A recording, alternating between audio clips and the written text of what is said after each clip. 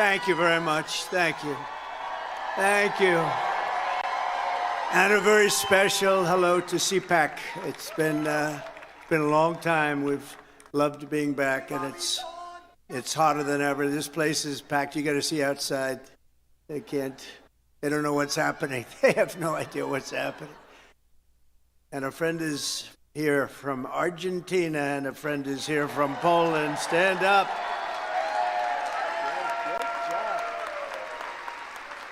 Great job. Thank you. Thank you very much. Welcome back to the nation's capital, where our movement is thriving, fighting, winning, and dominating Washington like never before. Nobody's ever seen anything like this before. They used to have little smaller crowds here. It's a little bigger. The fraudsters, liars, cheaters, globalists, and deep state bureaucrats are being sent packing. The illegal alien criminals are being sent home. We're draining the swamp, and we're restoring government by the people, for the people. For years, Washington was controlled by a sinister group of radical left Marxists, warmongers, and corrupt special interests who drained our wealth, attacked our liberties, obliterated our borders, and sucked our country dry. Not any longer. But on November 5th, we stood up to all the corrupt forces that were destroying America. We took away their power. We took away their confidence. They lost their confidence. You know, do you ever watch? They lost their confidence. Oh, it's so nice to watch. And we took back our country.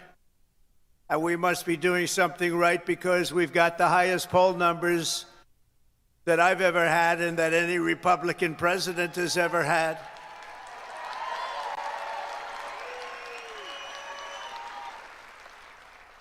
And our approval rating is now the highest ever across all demographics. Rasmussen just came out at 56%. Insider Advantage, 56%. RMG Research, 57%. And we have many polls in the mid-60s, one at 71%. We like that, 71. And according to YouGov, a big deal, 70% of Americans believe that what we are doing is right, and we are keeping our promises. That's all we're doing, when you think, is keeping our promises. That's all we had to do. And their promises weren't worthwhile to go and vote for. They loved men playing in women's sports, open borders, little things like that. But don't tell them. Don't tell them. Keep it quiet. We'll tell them about a week before the next election. Now keep it quiet. Let them think it's a great thing what they're doing. You saw Maine yesterday, right? The governor of Maine.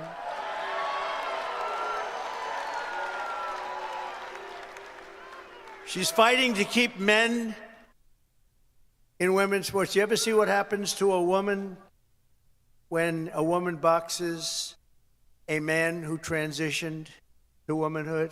Did you ever see what happens? It's not pretty. It's not pretty. Let her do that fight. Let them all do that fight. Because I think that's about a 90-10 issue, and I can't figure out who the 10% are. Nobody can. So today I want to say thank you to all of the incredible patriots of Cpac and all of the incredible patriots in our country. 77 million, and it's actually much more than that, because despite that, they cheated like hell. It was just too big to rig. It was too big to rig. 77 million. Remember, you used to go, I said, look, we're leading in the polls by a lot. Don't believe the polls. Just go and vote. You got to vote. We got to make it too big to rig. And they tried. But it was too big to rig. One of the great statements. We love it. Because everybody went and voted. We fought through hell together. But in the end, we achieved the great liberation of America. We're liberating our country right now. We're doing all these things that you're reading about.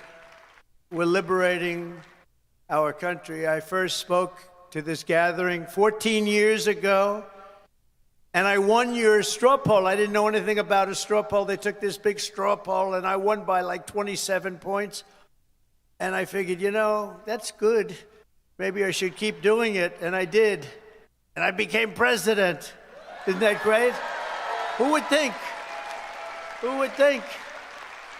But he became president too. He's a MAGA guy too. Make Argentina great again, right? Make Argentina great again. I kept hearing about this man. I kept hearing about this man in beautiful Argentina, and it is beautiful, but boy, did it have inflation. Inflation made it less beautiful. I hear you're doing fantastically. We're very proud of you, actually. And make Argentina great again. Thank you very much. Great honor to have you. But now it's my honor to address you for the first time as your 47th President of the United States. Great honor.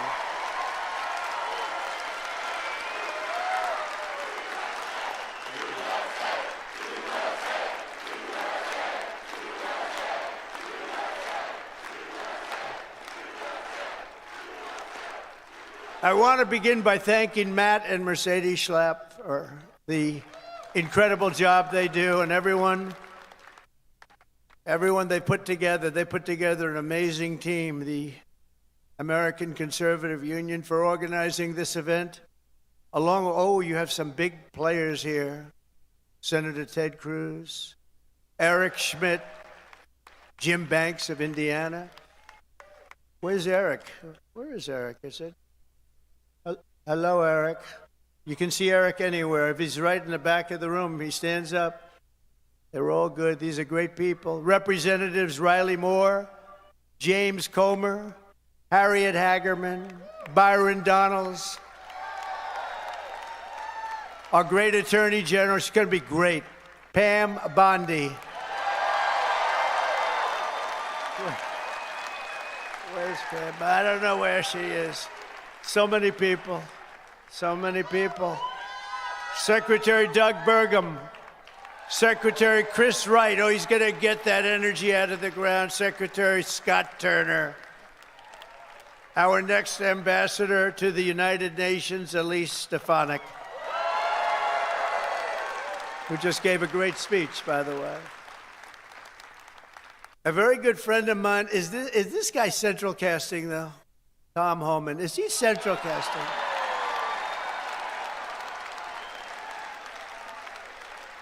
Where is it? Hello, Tom. Are you? Well, I love that. How could I love a guy like that? But I do. He's doing a great job. Thank you, Tom, very much. Thank you. Appreciate it. Arkansas Governor Sarah Sanders. Thank you, Sarah. Thank you. And Pennsylvania Attorney General Dave Sunday. I love that name. We're also honored to be joined by President Duda of Poland, who's a fantastic man and a great friend of mine. And we got 84% of the Polish people that voted for us, so you must be doing something right, huh? Hanging out with Trump. And again, President Milei of Argentina. Thank you very much. Thank you very much. What a great guy. And the Prime Minister of Slovakia, Robert Fico. Robert. Thank you, Robert. Thank you. Nice to see you.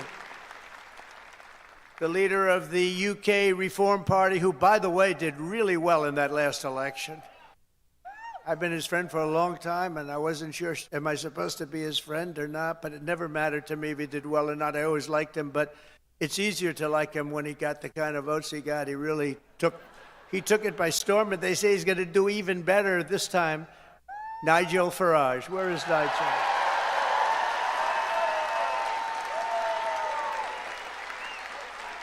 Thank you, Nigel. Thank you. What a great guy.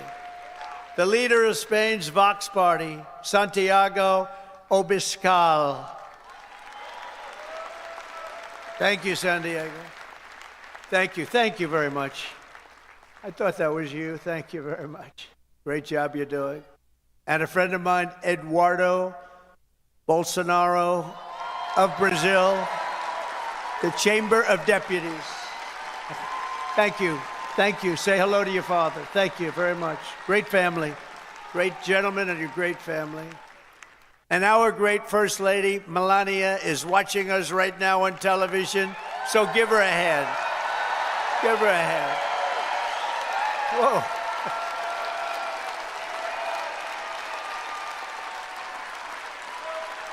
Thank you. Thank you. Oh, she's going to be happy. That's so nice. We love our First Lady. Everybody does. With the help of so many incredible supporters here today, we're going to forge a new and lasting political majority that will drive American politics for generations to come. I think we're going to do fantastically well in the midterms. You know, in theory, the one that wins the presidency does not do well in the midterms, but I think this is going to be a change. We're at a level, I don't think we've been at this level maybe ever as the Republican Party. We're a bigger, better, stronger party than ever before. More people in our party than ever before. But the people have given us a resounding mandate for dramatic change in Washington, and we are going to deliver it. We're going to use it, and we're going to make America great again by using it. So it's going to be something. But think of it, at the presidential level, we won the popular vote by millions and millions of votes. We swept all 7 swing states: Michigan, Wisconsin, Pennsylvania, North Carolina, Georgia, Arizona, Nevada, all by great margins. We won 85% of all of the counties in America. That means that map was red. Did you ever see the map? Did you see the certified map? Where is it? I want to see a certified map. It's all red. You can hardly find the blue. Think of this. They won 525 counties, and we won 2,600 counties. It's the biggest margin ever recorded. And incredibly, for the first time ever, all 50 states shifted toward the Republican Party. It's never happened before. So it was indeed too big to rig. We won the largest number of African American votes in Republican history, by far. We won the largest number of Hispanic American votes, any Republican ever. Hispanic Americans, we love you. The energy, the brilliance of Hispanic Americans. We won all of the cities and towns along the Texas border, whereas before I ran, we won none. We never used to win any. I got a call from our great governor of Texas who said, President, you just won every single town along the Texas border to Mexico. I said, oh, is that good? He said, it hasn't happened since Reconstruction. I said, define Reconstruction for me. He said, that means essentially the Civil War. That's a long time. But that was when I first heard about it, actually. Our party has become the proud voice of hardworking citizens of every race, religion, color, and creed. And I think one of the main reasons, not that we're conservative or not that we're anything else, we are the party of common sense. It's about common sense, right? It's all about common sense. Over the past month, we've confirmed an all-star team of warriors, patriots, visionaries, and put the America First agenda into action. I see Doug Burgum sitting right over there. I tell you, he was so good. I looked at him. I said, I got to have him here. I got to have him. He was a great governor. He's involved with a little thing called energy. He's got the Department of Interior, and Chris Wright has the Department of Energy.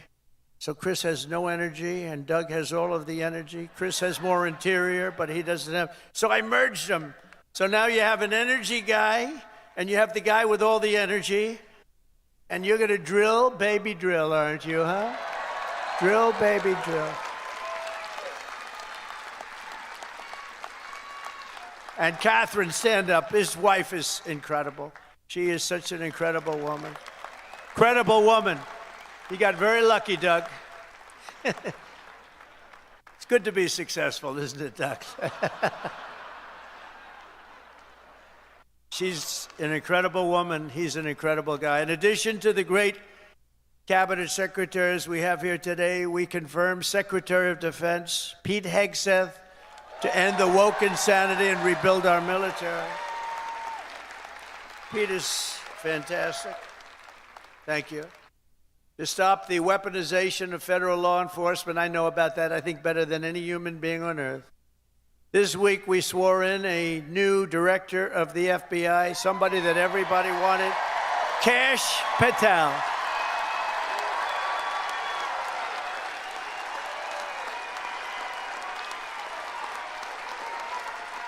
Kash is great. He's a popular guy. He went through with the blessing of a lot of good people, too. I'll tell you, it was great. To end the politicalization of our intelligence agencies, we confirmed Director of National Intelligence, Tulsi Gabbard, who is something. Very respected, highly respected. And to make America healthy again, we confirmed Secretary of Health and Human Services, Robert F. Kennedy, Jr.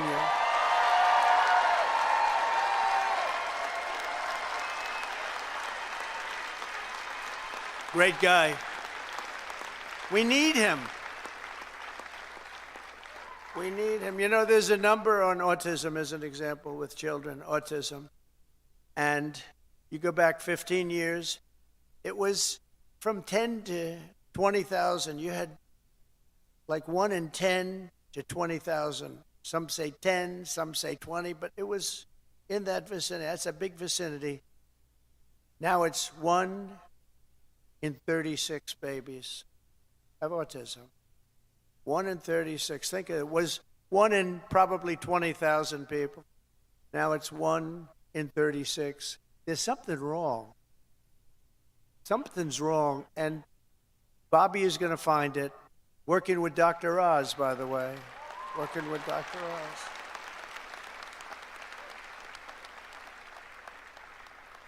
Together, we've achieved more in 4 weeks than most administrations achieve in 4 years. We made a lot of progress. I heard O'Reilly last night say Donald Trump, for the first 4 weeks, is the greatest president ever in the history of our country. That was O'Reilly. Bill O'Reilly is all right. You know who he said second was? George Washington. That's not bad. I beat George Washington. I love beating George Washington. Thank you, Bill. On our first day in office, we declared a national emergency at our southern border. After years of politicians using our military to defend foreign borders while leaving our country defenseless and helpless, we deployed a group of people, active duty troops, to defend our border and repel the invasion of our country. This was an invasion. You know, we had a great first term, a really great first term, and I called it an invasion. And we had great numbers, but now we have the best numbers we've ever had. We've never had numbers like this. We've done it all in 4 weeks. Think of it. That was Tom Homan, Kristi Noem, the whole group. On day one, I ended the catch and release. I reinstated remain in Mexico when I signed an order that will end birthright citizenship for the children of illegal aliens. Because it wasn't meant for these children. It wasn't meant for people that escaped or invaded, came into our country illegally. It was meant for the children of slaves. Because when it was done, many, many years ago, it was during a very tough period in this country's history, and that was meant for the children of slaves. I wish people would understand that so they could get this thing approved, and we don't have millions and millions of people coming into our country, and they shouldn't be here. This week, I also canceled temporary protected status for migrants from Haiti. They're pouring into our country. Pouring in. If I weren't elected president, there'd be nobody in Haiti anymore. They were pouring in at levels from other countries too, all over Africa, the Congo, all over South America. And they were coming in from prisons and mental institutions and insane asylums, jails, and gang members and You have to see gang members, drug lords, people that are drug addicted. They were sending them all into our ridiculous and very stupid Biden open border. Our border czar was Kamala. Haven't said that name in a while. I haven't said that name. No, I haven't said that name in a while. Kamala. I'll bet nobody knows her last name. Nobody ever knows her last name. Even during the campaign, you'd have to say Kamala. It's strange, you know, a little different name. Kamala, because her last name was Harris. I used to say Senator Harris. Nobody knew who the hell I was talking about. So I had to go Kamala. But think of it, I was beating Joe badly, really badly, and they changed him. I'm the only one that ever had to beat two people. I had to beat two. Had to beat two. We beat two. I didn't beat. You beat. You beat two people. No, he was doing badly. That's like the great Dana White. He has a fight, and one guy's doing really badly, so when they take him out, they put another guy in the fight, the same guy that's... I had that.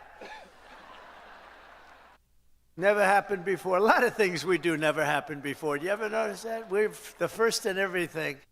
So we beat two candidates. They said, who do you run against? Well, we ran against Biden and we ran against Kamala Harris.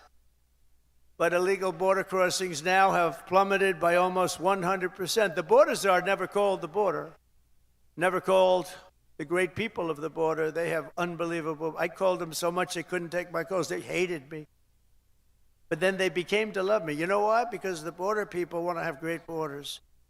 But you have to call them on occasion. How are we doing today? Pete, how are we doing?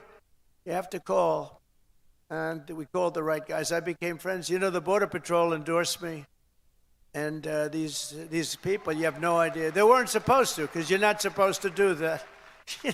I don't think you're allowed to do it. Actually, they did it anyway. They said, this is crazy. But these are great people, and ICE, and our general law enforcement, and by the way, our great, great firemen and firewomen, too.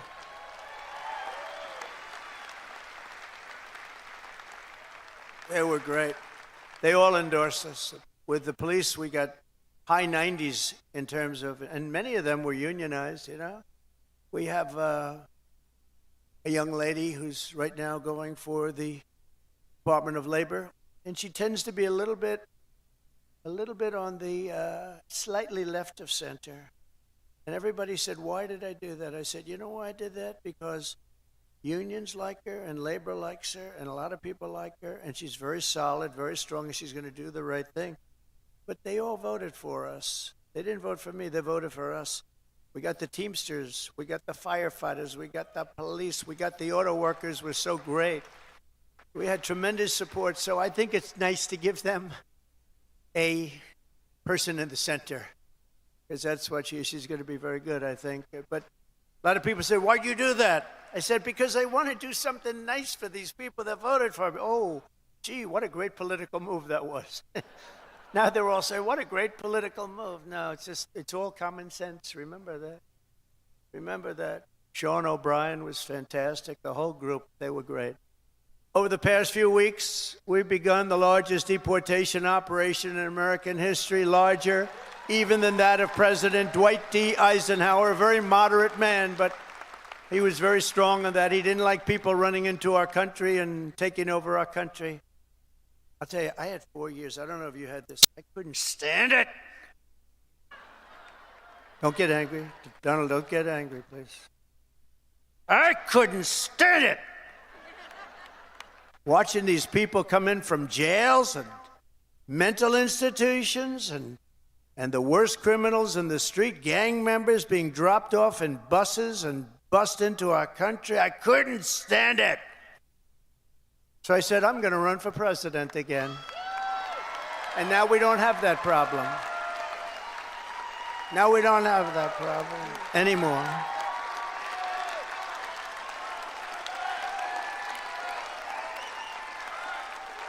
We don't have that problem anymore. We now have the best border we've ever had. And by the way, if they can ever find my world's favorite chart ever in history, I'll show you what it was when I left. And now it's even slightly better. Can you drop that chart, do you think? I don't know. I never tell them about this, but they used to drop it like magic. If they can, they'll drop it. Who the hell knows? But it's my favorite chart. My favorite chart in history. We're liberating communities like Aurora, Colorado, and Springfield, Ohio, that have been occupied by illegal alien criminals from all over the world. We're rescuing the Americans whose jobs have been stolen, whose wages have been robbed, and whose way of life has been absolutely destroyed. And under the Trump administration, our country will not be turned into a dumping ground. We're not going to do it.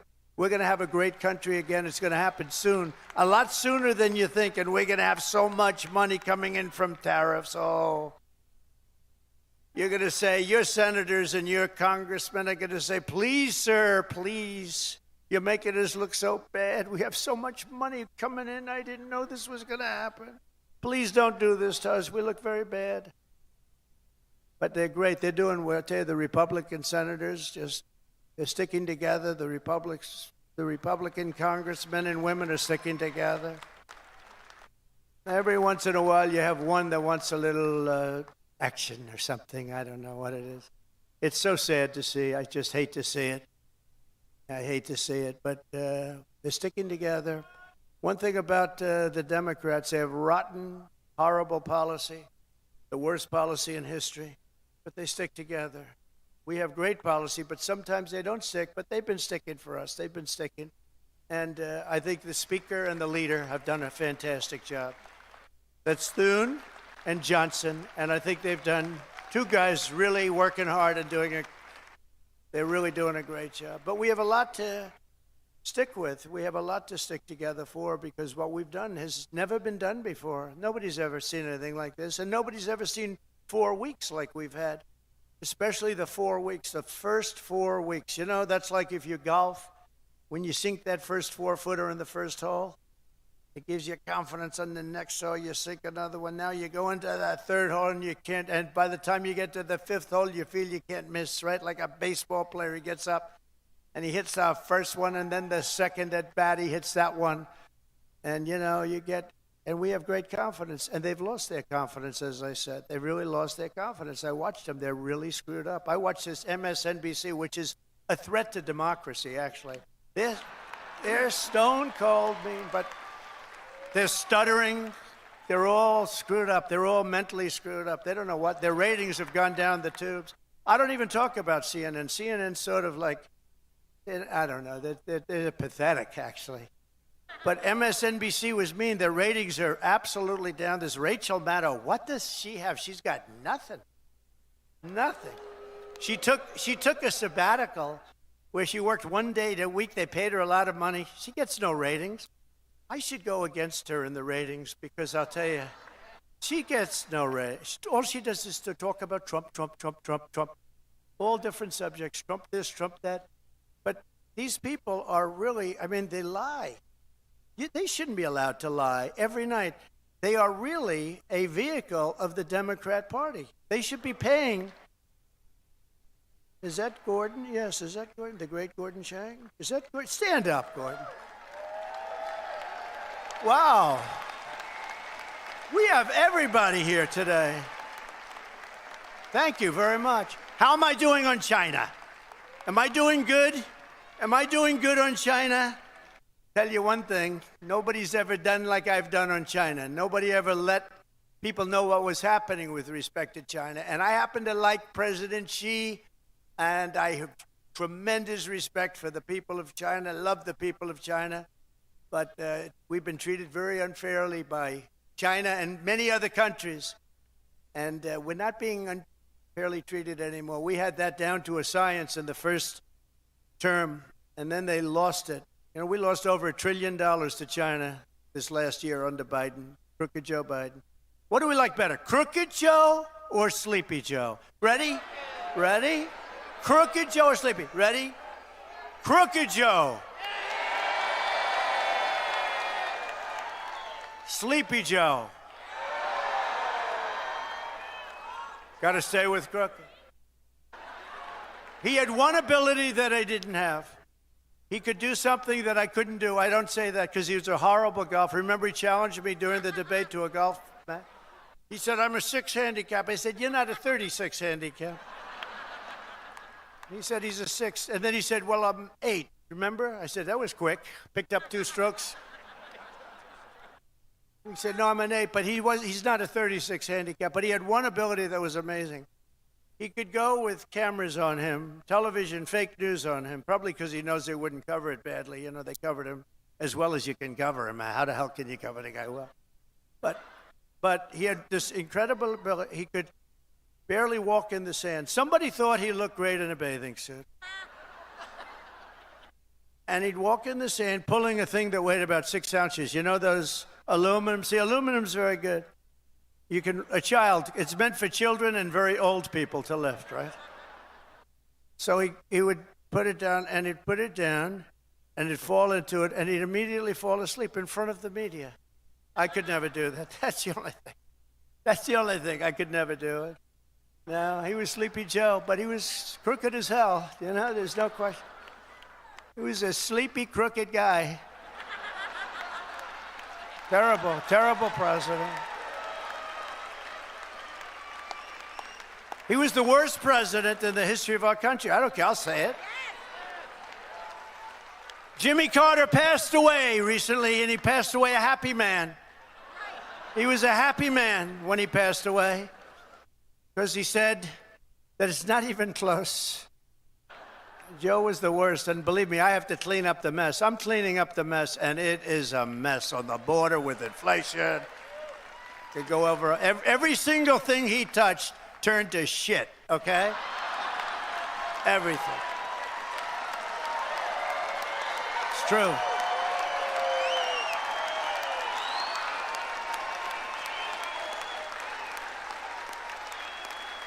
It's true. That's true. Now Franklin Graham's angry at me. You know that. Franklin wrote me a letter. He said, I love your speeches. I love them so much. But they'd be better if you would never use foul language. And I told him, I said, Franklin, you know, Franklin Graham's a great guy, by the way, does a great job. The son of the great Billy Graham, right? But I said to Franklin, you know, sometimes you need it for emphasis.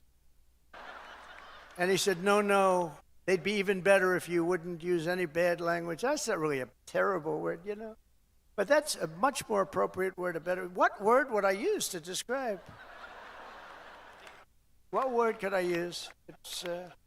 And we have to be truthful too, so you know.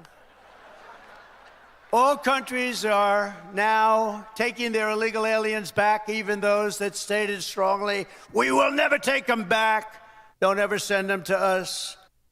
But they said that during the Biden administration. They never said it during my administration. Venezuela's taking them back. Colombia's taking them back. Remember, Colombia said, we will not take them back, he said. And within about 13 minutes, I think, we would love to take them back. In fact, we will send our planes to pick them up. Remember? And they said, what happened? What happened? And you see these Venezuelan planes loaded up with some real nice people. You wouldn't have wanted to be the pilot on any of those planes. But they know we're not playing games, and just this week I officially designated bloodthirsty cartels and murderous gangs as foreign terrorist organizations, something which Biden didn't want to do and nobody wanted to do. It's true. The full might and power of the federal government will now be dedicated to eradicating MS-13, Tren de Aragua. That's the Venezuelan prison gangs. These are very nice fellows. The only thing good about them is they make our criminals look like nice people. It's true. Remember when they used to say, people that come in from foreign countries are nice people. These are wonderful people. These are good people. They're not murderers. They're not terrible. These people make us look like babies, okay? You know the Hells Angels? They're among the nicest people on earth when you compare them to these thugs. And the Hells Angels actually love our country, if you can believe that. They actually do. but their members and their leaders in the United States will be hunted down. I'm talking about MS-13. They're hunting them down. We removed tens of thousands, MS-13, Trendiragua, rooted out, arrested, and expelled from our soil like the savage monsters that they are. We don't have anybody coming up from Argentina. Nobody's coming up from Argentina to facilitate the mass removal of criminal aliens. I also issued an executive order to make available the full capacity and detention. We're going to use Guantanamo Bay. We have a detention facility that's actually massive. Nobody even knew it existed. Holds thousands of prisoners. We never used it. For 4 long years, you had a president who put illegal aliens up in penthouse suites and beautiful hotels on Park Avenue, on Madison Avenue, or on Fifth Avenue in Manhattan. Now you have a president who is stamping their ticket to Gitmo on a one-way trip back to the places from which they came. Wonderful places. Big difference. My administration is also moving swiftly to save the U.S. economy from the train wreck of inflation and worse that Joe Biden created. I withdrew from the one-sided Paris Climate Accord. It was a disaster. That was a disaster. I terminated the Green New Scam. One of the greatest hoaxes ever played on this country is the Green New Scam. We spent trillions of dollars on this nonsense, and just a total hoax. It really set back our country, I want to tell you, monetarily and every other way. And I canceled Joe Biden's insane electric vehicle mandate where everybody has to have an electric car. And if you want an electric car, get an electric car. If you want a gasoline-powered car, if you want to have a hybrid, you get it. The only thing you can't do is a hydrogen-powered car. You know why? They said it really works great, but when it doesn't work, you never find the body. That's a bad sign. You know, when it doesn't work, they found the body on a tree about 250 yards up the road. It's seriously bad. So we'll leave hydrogen out of it for a little while, I think, or maybe permanently. I'd say permanently. To crush inflation by slashing spending, I imposed an immediate federal hiring freeze, a federal regulation freeze, and a foreign aid freeze. We're given to countries that hate us. We're giving billions and billions of dollars to countries that hate us. And I signed an order creating the Department of Government Efficiency. You probably haven't heard of it, which is now waging war on government waste, fraud, and abuse. And Elon is doing a great job. He's doing a great job.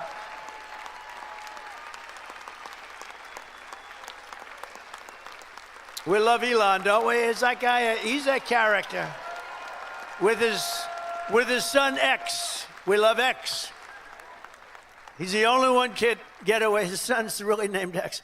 He's the only one can get away with naming his son X. We ever did it, they say, you're crazy. But he's great. He's doing a great job, and he doesn't need this either. He doesn't need it, but he wants to see, he's a patriot. People said, well, what official position does he have? I said, patriot. Oh, they didn't know. They said, that was good. He's a patriot. Here are some of the flagrant scams that, as an example, they've spent money on, and we've been able to recapture for a large dose of it at least. $520 million for a consultant to, think of it, $520 million. $520 million. When I hire consultants and they just take advantage of me, it's a horrible thing to watch. And I give them $25,000. I feel I'm overpaying. These guys got $520 million. Environmental, social, governance, and investments in Africa. $25 million to promote biodiversity, conservation, and socially responsible behavior in Colombia. This is Colombia, South America, not Columbia University. Of course, that might be worse, actually, based on their actions. $40 million to improve the social and economic inclusion of sedentary migrants. Nobody knows where. Who are they? Where do they come from? Just sedentary migrants. Nobody even knows what a sedentary migrant is. If they were sedentary, they wouldn't be a migrant, right? They wouldn't move. No, they wouldn't move. They'd stay in the same place. Right, Doug? $42 million for social and behavior change in Uganda. $10 million for Mozambique medical male circumcisions. Why are we going to Mozambique to do circumcisions? It's a lot of money. $14 million for improving public procurement in Serbia. Here's a beauty. $486 million to a consortium of elections and political process strengthening ideas, of which $22 million goes to inclusive and participatory political process in Moldova. $29 million goes to strengthen the political landscape and help them out so that they can vote for a radical left communist in Bangladesh. You had to see who they supported. You wouldn't believe, yeah, you would believe it. Nobody in this room would be in that group. $20 million for fiscal federalism and $19 million for biodiversity in Nepal. $47 million for improving learning outcomes in Asia. $18 million for helping India with its elections. Why the hell? Why don't we just go to all paper ballots? Let them help us with their elections, right? Voter ID. Wouldn't that be nice? We're giving money to India for elections. They don't need money. They take advantage of us pretty good. One of the highest tariff nations in the world. We try and sell something, they have a 200% tariff, and then we're giving them a lot of money to help them with their election. $32 million for the Prague Civil Society Center.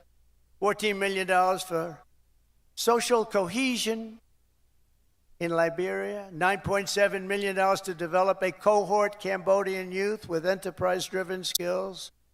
Think of that.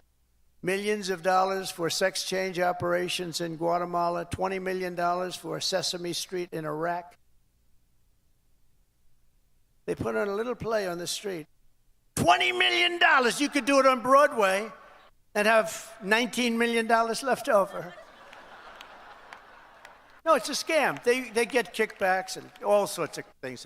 It's a scam. Who ever heard of it? Think of it, $20 million Sesame Street, a play. We're also uncovering outrageous incompetence and fraud in the Social Security. We have, look, let's assume that people, generally speaking, in our case, and everybody in this room, we're going to all live way over 100, but this is a little ridiculous because not too many people are going over 100. Everybody, hopefully, in this room will. But there are in the Social Security ranks and files. And what we're doing now is finding out, do they get paid? Do they get paid? In other words, is somebody taking all of this money? So they have over 100 to 109, 4.7 million Social Security numbers. Think of that, from people whose age is over 100. 3.6 million people whose age is over 110 years. 3.47 million people who are over 120 years of age. 3.9 million people whose age goes from 130 to 139 years of age. 3.5 million whose age goes from 140 to 149 years old. 1.3, see, it's coming down now slowly.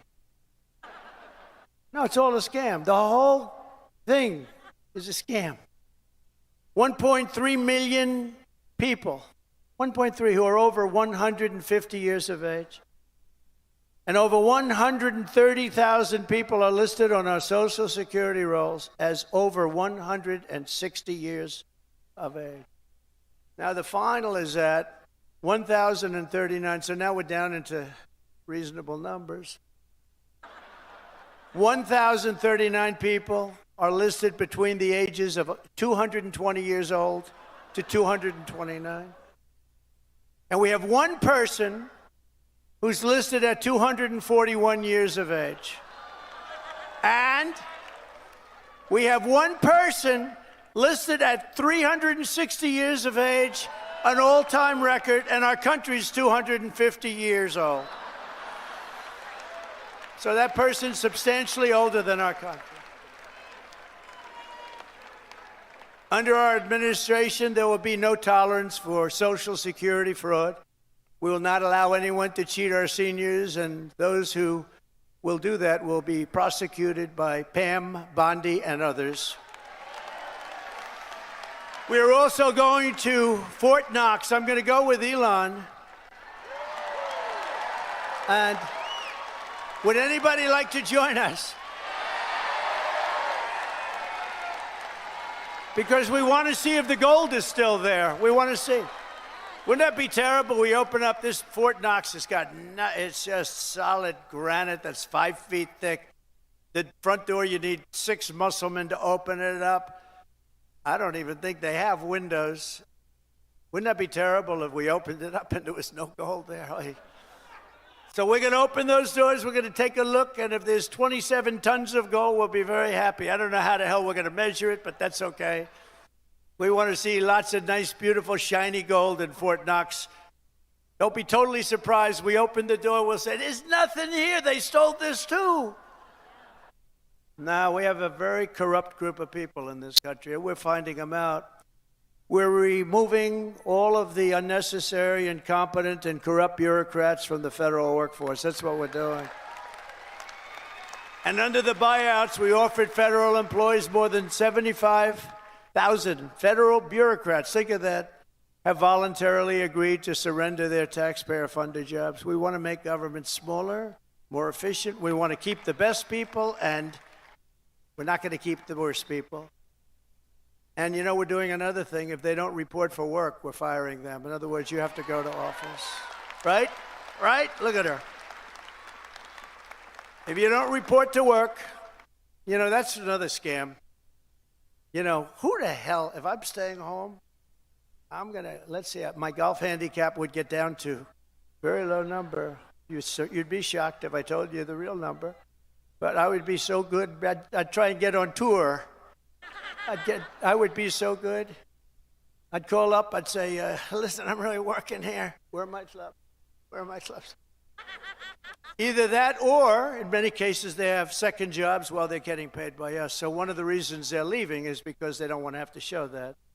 And we're demanding to see that information. How many jobs have you had? Who paid you while you were working for the government? And we are demanding that people, if they work for the government, they have to show up and sit in an office and do their job, right? And we've also effectively ended the left-wing scam known as USAID, the agency's name. Has been removed from its former building, and that space will now house agents from Customs and Border Patrol. Beautiful. And at the ultra-left CFPB, which was terrible. So many people have been hurt by that. I used to get calls from lending officers, from owners of small banks, and they were almost crying. What they did to those people, they destroyed them, put them out of business. It was established by Elizabeth Pocahontas Warren. Does anyone know? Remember the Pocahontas scam? I'm an Indian, therefore I'm entitled to be a senator. I'm an Indian, she said. Could we see proof of that, please? She said, well, the only proof I have is my mother said I have high cheekbones. Oh, that's no good, right? Remember she went out? I really spooked her, I tell you. Remember she went out, she couldn't take it anymore. I was calling her Pocahontas, Pocahontas. Everyone knew she was not an Indian. I had more Indian blood than her, and I have no Indian blood. I'd be honored to, but I don't have any, but I had more than her. Do you remember she went out and she had a blood test?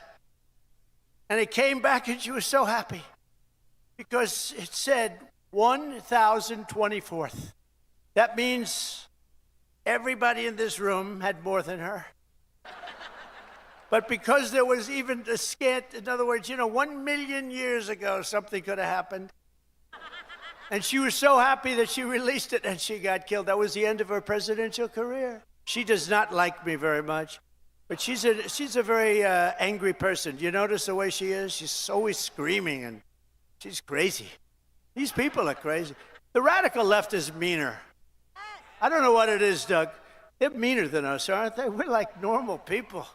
You know, we're smart, we get our word, but we don't go crazy. Of course, they'll take my little rant from 15 minutes ago, the fake news. He lost control on the stage. He lost control.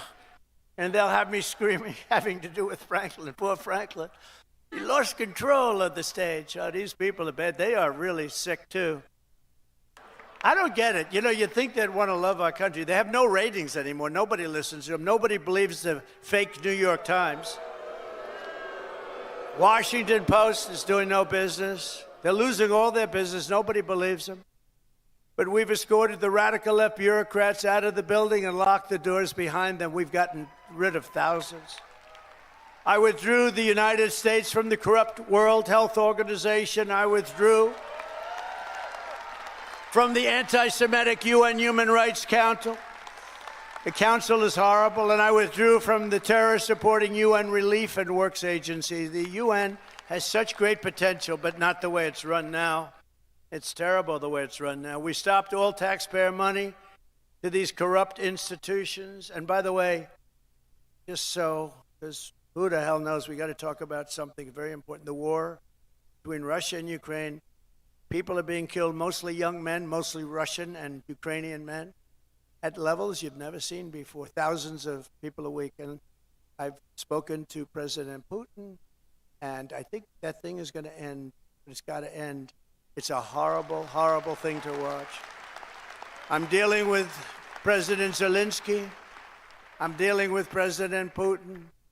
I'm trying to get the money back that, or secured, because, you know, Europe is given $100 billion. The United States has given $350 billion because we had a stupid, incompetent president and administration. 350. But here's worse. Europe gave it in the form of a loan. They get their money back. We gave it in the form of nothing. So I want them to give us something for all of the money that we put up. And I'm going to try and get the war settled, and I'm going to try and get all that death ended. So we're asking for rare earth and oil, anything we can get. But we feel so stupid. Here's Europe. And, you know, it affects Europe. It doesn't really affect us, except we don't like to see two things. Number one, how Biden got us into this thing in the first place. Terrible. But why is it that he didn't ask for equalization? Europe should put up more money than us. But even if you said the same thing, how come we went so far out front? And he didn't know that Europe gets his money back. They did it in the form of a loan. We don't get our money back. We get nothing. So we're getting our money back. We're going to get our money back because it's not fair. It's just not fair. And we will see. But I think we're pretty close to a deal, and we better be close to a deal, because that has been a horrible situation. It would have never happened if I were president. And by the way, October 7th, Israel would have never happened if I was president, too. It would have never happened. Iran was broke. They had no money for Hamas or Hezbollah. They had no money to give. Everybody knows that. Jewish people in the audience know that. Iran was broke. They were not giving money around. And when I got out, they took all the sanctions off Biden. And Iran became rich very quickly. With oil, you can become rich very, very quickly. And the rest is history. What a horrible thing. Even though the hostages are coming back, I saw it this morning where we got 6 more back. Biden got none back, by the way, just so you understand. None. 0. He would have never gotten any of them back. But they're coming back in pretty bad shape. It's a horrible thing, and many are dead. Many are dead. So we'll see how that all ends up, but it's a horrible thing. But I just want you to know we're working on that. That's a very big part of it. And I don't like talking about it because we're in the middle of negotiations, but it's a very, very sad, would have never happened. There was no way. Russia was never going to go in, and they went in because of a lot of reasons, and so many people are dead. Far more people are dead than you're reading about. You know, when they blow up all these cities, all those cities they look like demolition sites. Every single building is down. All of those beautiful golden towers that are 1,000 years old, they're lying on the ground in smithereens, blown to smithereens. There's nothing left of them. They're just lying on the ground, never to be rebuilt again, not possible to rebuild them again. and all of that heritage is gone. People have done a really horrible job. That would have never, if I were president, zero chance that a shot would even have been fired. Wouldn't have happened. So sad. To further turbocharge our economy, we have launched the most aggressive deregulation program in any nation's history. And we're also going to be seeking the largest tax cuts in American history. Again, we brought them down, as you know, from close to 40% down to 21%. Now we're bringing them down to 15% if you make your product in the United States of America. We're defending the American worker like never before, and that's why the auto workers and the union workers and the Teamsters and so many others, they supported us, the firemen, the policemen, so many others, whether they were union or non-union, they all supported us. They were all workers, and they supported us at levels that nobody's ever seen before. Weeks ago, I imposed a 10% tariff on all goods coming from China because of the fact that they're sending fentanyl into our country, through Mexico, by the way. I'm not happy with Mexico, or I'm not happy with Canada either. I imposed 25% tariffs on all foreign steel and aluminum, and I will soon impose reciprocal tariffs on any country that charges us. And by the way, the reciprocal means they charge us, we charge them, same thing. So nobody can be upset, right? But we have countries charging us 200%, and we charge them nothing. They charge us, we charge them. Our country's going to become rich again, very rich. I always say it's my favorite word in the dictionary. The word tariff is my favorite word in the dictionary. You know, we were the richest relatively from, think of this, from 1870 to 1913. That was our richest because we collected tariffs from foreign countries that came in and took our jobs and took our money, took our everything. But they charged tariffs, and we had so much money, they set up the 1887. Think of that, a long time ago. 1887 Tariff Commission. It was a commission of very important people to determine where we should spend all of the tremendous, vast wealth that we had. We had so much wealth. Wouldn't it be nice today? Of course, now we give it away to transgender this, transgender that. Everybody gets a transgender operation. It's just wonderful. No, we give it away like to crazy things. But in those days, it was different. It was a different world. It was a different country. But we were very rich because of tariffs. And I get myself in trouble because I say that tariff is my favorite word. And the fake news went crazy. What about God? What about wife and family? What about love? I said, okay, tariff is now my fourth favorite word. I got myself into a lot of trouble with that. You can't believe it. I said, tariff is my favorite word in the dictionary, and I got killed by the fake news. So I say now, it doesn't sound good. Tariff, it's my fourth favorite word. I go, tariff is my fourth favorite word. It sounds so terrible, but this way I'm free. I write free, you know. I don't get clobbered by the fake news. But tariffs are also a powerful tool of diplomacy, and all around the world are moving quickly to bring back peace through strength. We have the greatest, I rebuilt our entire military in the first term. We left a lot of it, although a lot of it, but very small relatively, in Afghanistan.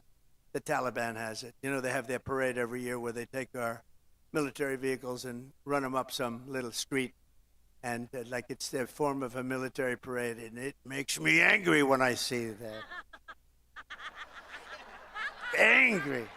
When I see that, I get angry.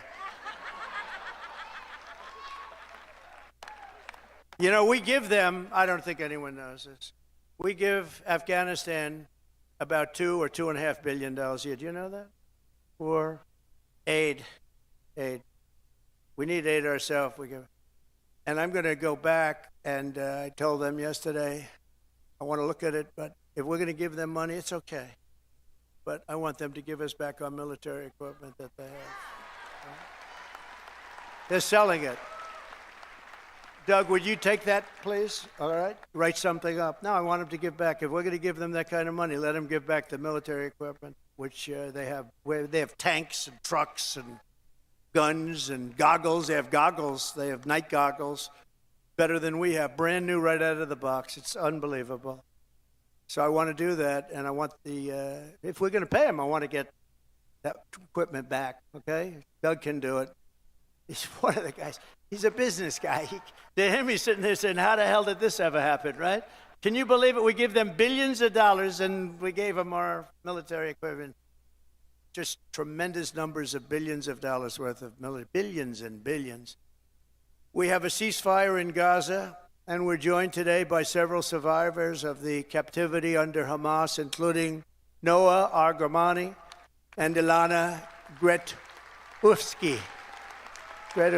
Wow, look at that, how beautiful. What a beautiful group of people. Wow, thank you very much.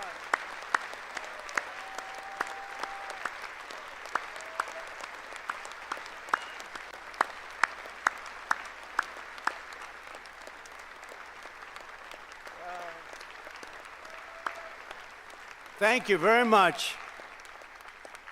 And you're sitting next to a great guy, Sebastian Gorka, who's also now in the administration. From day one, right, Sebastian? He's been a loyalist from day one. We love Sebastian. Thank you very much, Sebastian. Thank you, everybody. That's very nice. Beautiful. We're going to make it work somehow, you know. We're doing the best we can. We started. It should have never happened. That's the sad part. Would have never happened. If I were president, and I should have been, if I were president, it would have never happened. But it did, so we're doing the best we can with it. Thank you very much. Thank you. Also with us are family members of some individuals who are still hostages, and we will not rest until all of the hostages have been returned back home.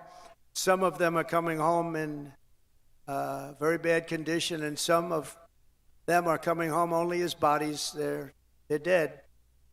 We have a lot of them coming home now. They're dead. And these are largely young people. Young people don't die. Young people are young people. They don't die like this, but they're dead. And the parents come to me and they say, please, sir, could you get my son back? How old is he? Sir, my son is dead. It's important, just as important as if that son were alive, to get the body back. It's amazing, actually. Amazing. Just as important.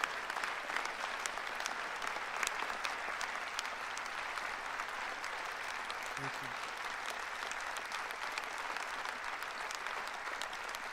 Thank you. It's amazing, though, the parents. The parents are strong. I mean, look, strong. What does strong mean? Strong is their life is ruined. Really, it's ruined. I see the people. But they come up to me, and it's so important to get the body back. They know. And some are not sure. They're 80% sure he's dead or she's dead.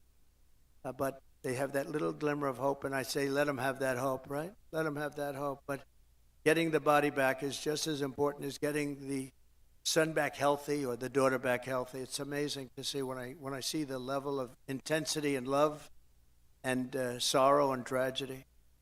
As I said in my inaugural address, it's my hope that my greatest legacy will be as a peacemaker, not a conqueror. I don't want to be a conqueror.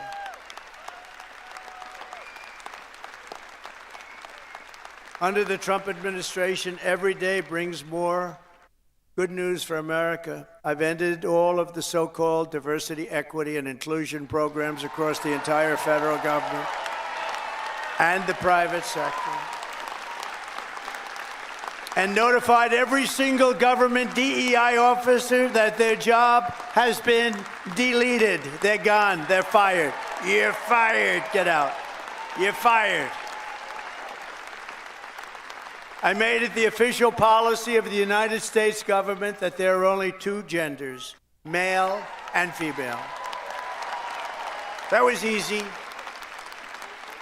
I banned men from competing in women's sports. And I also proudly banned the use of, thank you. We banned the use of puberty blockers, hormone injections, and other chemical and surgical mutilation of your youth. Could you imagine making a speech like this 10 years ago? People would say, what the hell is he talking about, right? This is a sickness that came along with critical race theory and all of the other things that we had to put up with. And it's all out now, critical race theory and transgender insanity. It's all gone from our schools and from our military. And I believe it's gone, too. I think we've turned the heads of even the people that, if you can believe they're believers, I don't know if they were, but I believe that it's all gone. And I've directed the reinstatement of any service member who was expelled from the armed forces due to the COVID vaccine mandate. They will be returned to their former rank with full back pay. Full back pay.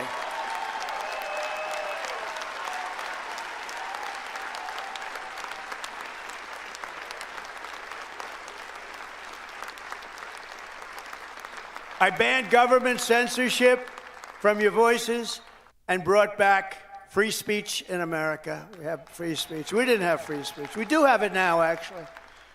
Now, this was a very vicious regime, you know. I was put under investigation more so than the late, great Alphonse Capone, one of the great killers of the world. Trump, my father would look down my mother. How the hell did this happen to my boy? This wasn't... No, I was under investigation at a far greater level than Al Capone or anybody else, probably in the history of our country. These people are sick. They're sick. They're bad people. I ended Joe Biden's weaponization as soon as I got in. I said, I'm going to hit him with the same stuff. But I ended his whole weaponization of our government and removed his hand-picked radical left Marxist prosecutors from the Department of Justice. I was so happy to do that. They weaponized government. They weaponized government. I pardoned hundreds and hundreds of Biden's political prisoners, including Christians, pro-life activists, and the J6 hostages who were treated terribly for years.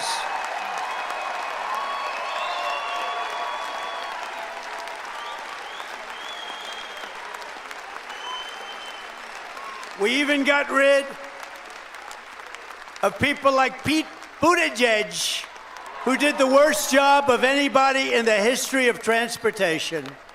What a bunch of losers. I revoked the security clearances of Anthony Blinken, Jake Sullivan, John Brennan, James Clapper, and every non-patriot who lied to cover up Hunter Biden's laptop from hell. We took away their security clearances. And they're not allowed to enter any government building either.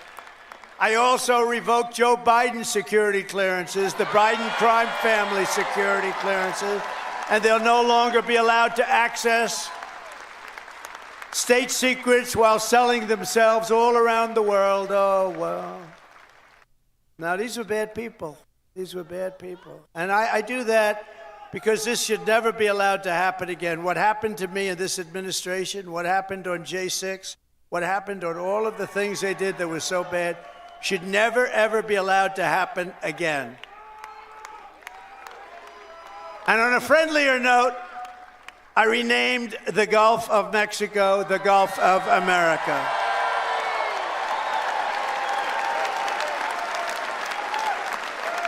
And we are restoring the name of a great president, William McKinley, to Mount McKinley in Alaska. And as you know, many years ago, Jimmy Carter gave away the Panama Canal. And Panama started the process of giving the Panama Canal, by the way, the most expensive development ever in the history of our country, relatively. It would have been $1.5 trillion in today's dollars. 38,000 people died from our country building the Panama Canal. They died from mosquitoes and snakes. Think of it. They paid them 5 times their salary. They brought them to Panama, and they had a 25% chance of dying. They dug under nets so the mosquitoes wouldn't get them. But we lost 38,000, mostly men, laborers, construction workers, because it was such a harsh way to live. It was very brutal. They died. 38,000. Again, it was the most expensive thing we ever built, and they gave it away for $1 to Panama. And last year it made $5 billion. Also, it's one of the most successful projects ever built in terms of money, monetarily. And it's the eighth wonder of the world. It connects two oceans, with one being 16 feet higher than the other. Think of it, the Pacific and the Atlantic. Think of what that is. You're going through dikes and canals. Amazing what they did. It was really a wonder of the world. We gave it away for nothing. But we didn't give it to China. We didn't give it to China. We gave it to Panama. We're going to take back the Panama Canal.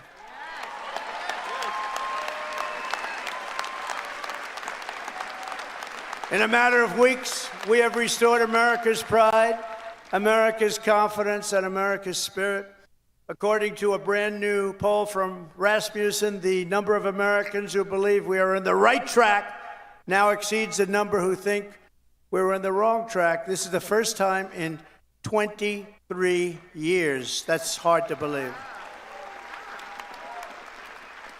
And we had one poll where we're at 81% right track, wrong track. I guess it depends on who, but that one poll, because Rasmussen's been a good poll, first time in over 20 years that we've had a positive number on that. That's great. That's great. November 5th, 2024 will go down as one of the most important days in the history of our country. I'm pointing to Mike Lindell. That man suffered. That man suffered. The FBI thugs went up to him and they took away everything he had. He suffered. And Mrs. Lindell,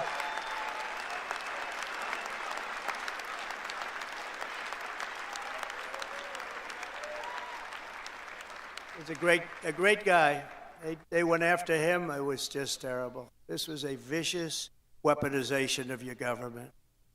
But I'll tell you, he stood up. He's all man. He stood up strong.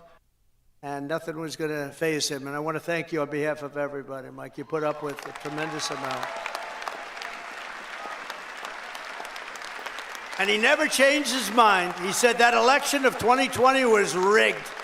And he's more of a believer today than he was even 4 years ago. But now it's okay to say it, Mike. Now it's fine. Now, that's why, when it comes to a day where you can't challenge crooked elections, we've got a real problem in this country. And as of January 20th, 2025, the dark days of high taxes, crushing regulations, rampant inflation, flagrant corruption, government weaponization, and total incompetence, those days are over. They're over. But we cannot stop now. We're going to push forward every single day. In the immortal words of that great American hero, Captain John Paul Jones, I have not yet begun to fight.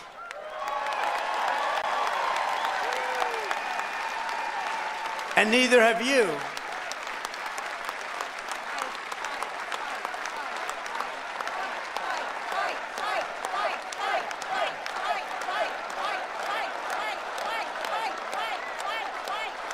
So together for the next 4 years, we are going to stand strong. We are going to work hard. We are going to fight, and win, win, win. Thank you to Cpac. Thank you, Matt. Thank you, Mercedes. Thank you very much. Thank you, everybody. God bless America. Thank you very much. God bless America. Thank you. Thank you. Thank you.